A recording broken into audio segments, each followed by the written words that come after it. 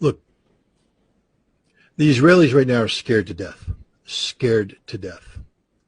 They mobilized 360,000 reservists. Let's just put this in perspective. The vast majority of these people did their 2.5 years military service. The Israeli army is not very good. They have some units that are very capable, some of their special forces units, some of their specialized units. They have some technical units that are very good, but the mainstay, the infantry units, the armor units, they're not very good.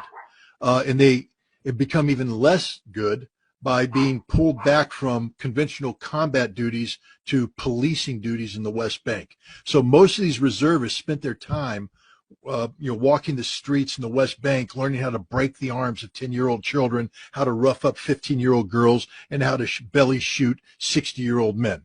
That's what they did. Brutal occupation. It was horribly demoralizing for many of these people. They didn't like doing this, and when they left the military, they didn't have a high regard for the military. So now they're back, but this time they're being called upon to do something that nobody in Israel wants to do. Go into Gaza. Why? Because in 2014, they went into Gaza and Hamas handed it to them. In 2006, they went up against Hezbollah and Hezbollah handed it to them. The Israeli army just isn't that good, and they're scared to death because Hamas is waiting for them. This is one giant ambush, and the Israeli intelligence is blind. They don't know where they are. They're going to have to go in there and probe, and as they probe, they're going to be blown up, ambushed, slaughtered, and they know this. The other thing that scares them is once they go into Gaza, they're going to be committed to that battle with the bulk of their reserves. And if at that time Hezbollah decides to open up a northern front, Israel's got nothing left. And even if they had something left, they can't beat Hezbollah.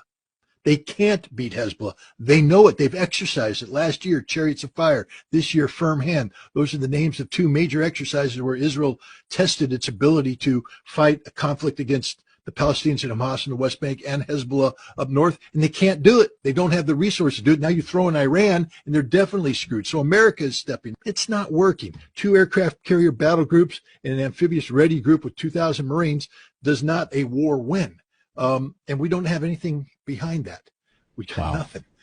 And so if they come, so I think what's going to happen is that Biden is going to try and talk some common sense into Netanyahu and let him know the hard reality that, we flexed our muscles here, but if Hezbollah comes across the border, we'll bomb them, but we can't stop them.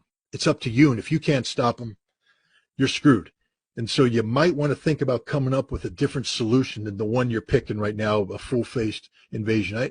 There's a lot of things go behind the scenes. The Israelis aren't as good as everybody thinks they are. They're very scared. Netanyahu's very weak.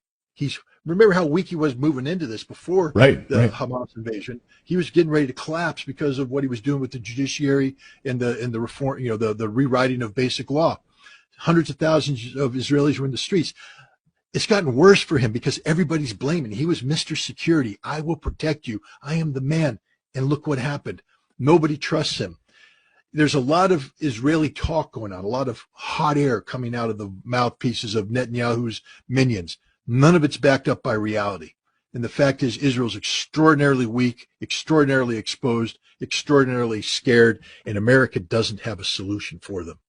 And I guess is the template to look at what would happen to Israel, just look at Ukraine? It would be worse than that because Ukrainians right now don't have a place to run to.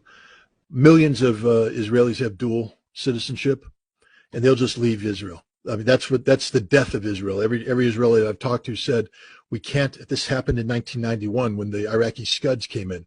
One of the big things they were saying is it's not so much the damage, physical damage that the Iraqi Scuds are doing, it's the emotional and psychological damage it's doing to Israelis. If we can't get the European Jews and the American Jews to want to come here and stay here, it's over for the Israeli experiment. And if Hezbollah can come in and threaten northern Israel, if Hamas can continue to threaten, it's over. People will flee. Millions of people will leave and they will never come back. And that's it for Israel.